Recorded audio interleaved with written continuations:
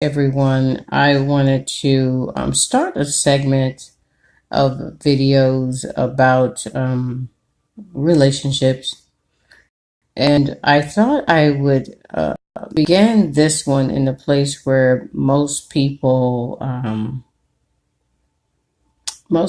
either overlook or they only blame one element of the relationship, and I'm actually adding another key component there to it as we were speaking. But I'm going to try to get these down to where they are 7 minutes in time. I want to call them for now 7 minute matters. 7 minute matters. And hopefully I'll get close enough to that to where I don't exhaust the time. But right now I want to talk about some of the complications in relationships, their components, and then from that process, if we need to build or develop, we will. But for now, we're just going to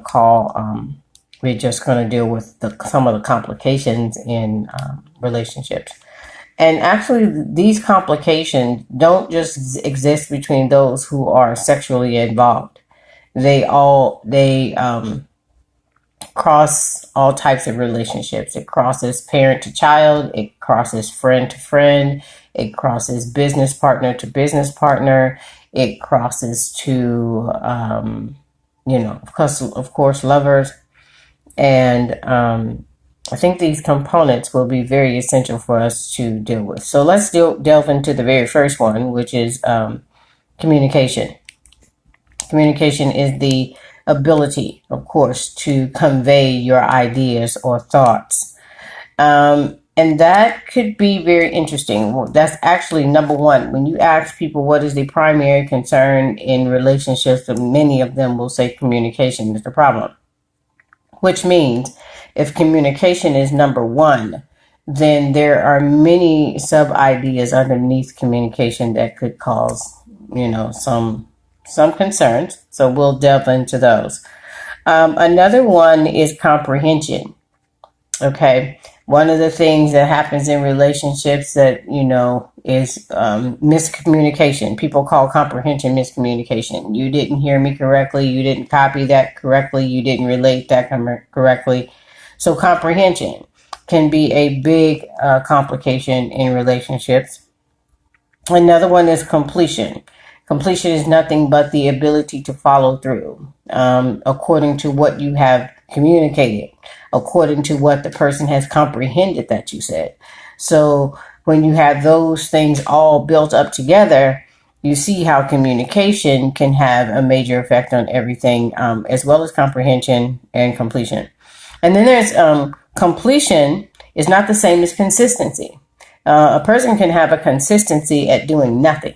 Okay, in the relationship, you find people say, "Well, he just doesn't do anything." Well, what is the thing? What is the thing that you want this person to do to be considered consistent, or a positive reflection of consistency? Consistency can be something.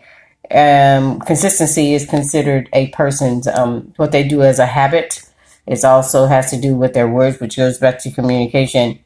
And it also, consistency deals with actions, what a person does, their continual behavior.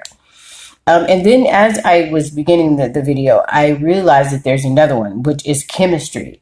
Chemistry is everything in many relationships, even in parent to child. Because when the chemistry sometimes between parent to child is off, you end up having situations where parents have favorites. They show favoritism. They prefer this child over this child. Some of that is due to the child's behavior, and a parent's ability to relate, understand, comprehend it, and, dissect it.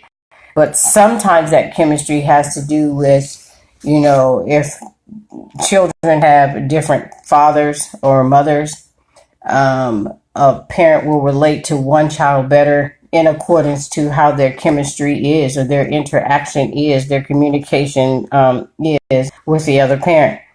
And so it can have a major effect on the relationship.